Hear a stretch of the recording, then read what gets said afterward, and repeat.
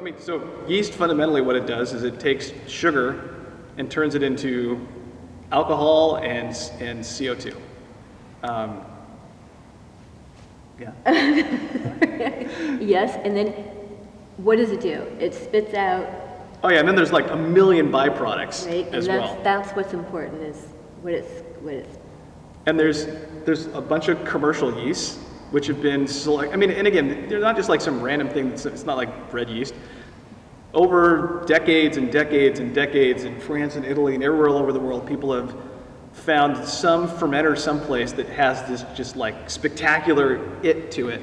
And they've isolated out those yeast strains and then eventually commercialize it. And you can buy a bag full of freeze-dried, you know, it's not like the little sachets, it's got like a kilo of yeast in it, but you know.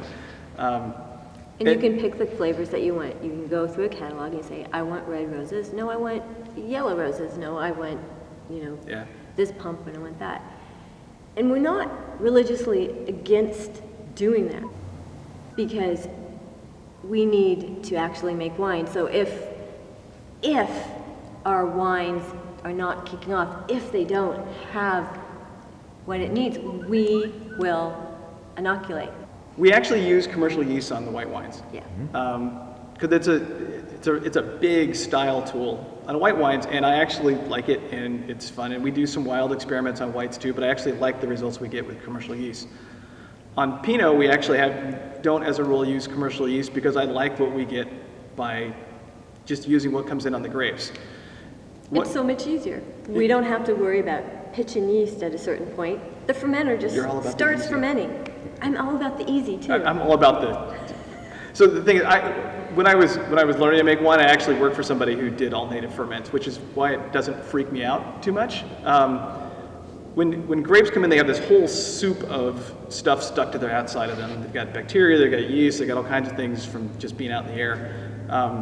When the ferments start, there's this whole host of subspecies of yeast that people don't commercialize because they might have super high sensitivity to ethanol, where after you get about 2% alcohol in the wines, they just die because they can't handle the ethanol.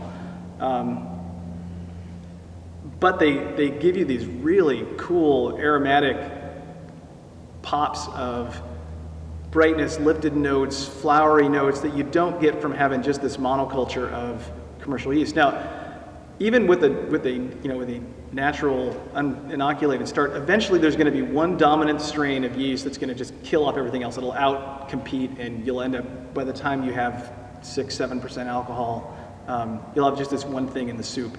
But if you keep all those cool aromatic components that you built from the middle when everything was kind of battling it out, you had all these little more delicate things starting. But it is a little freaky. They start slow. They sometimes will finish slow. They can be big nutrient hogs, so whereas a commercial yeast will just kind of plow on through, you can get some kind of struggliness to it. But again, I kind of go back to that. Don't panic about it. It's like we've worked with it enough that we know. And it's been really fascinating having interns show up that have worked kind of all over the world, and they come in here, and the smells that you get in the startup of the native ferments are not the same smells that you get when you pitch yeast. And so it's been fun because we've also, with the new interns, they don't expect these smells, they worry about them. And then we have, again, our core group of volunteers that have worked with us for years. And so they know. And they know when to say, hey, Athena, this is smelling like this. You guys might want to pay attention to this, like the stages. And the intern's like, wow, what are you doing? Like, no, it's okay. Yes, actually, this is just starting to ferment. Yes, we have a few fruit flies. Guess what? They're gone 2 hours later.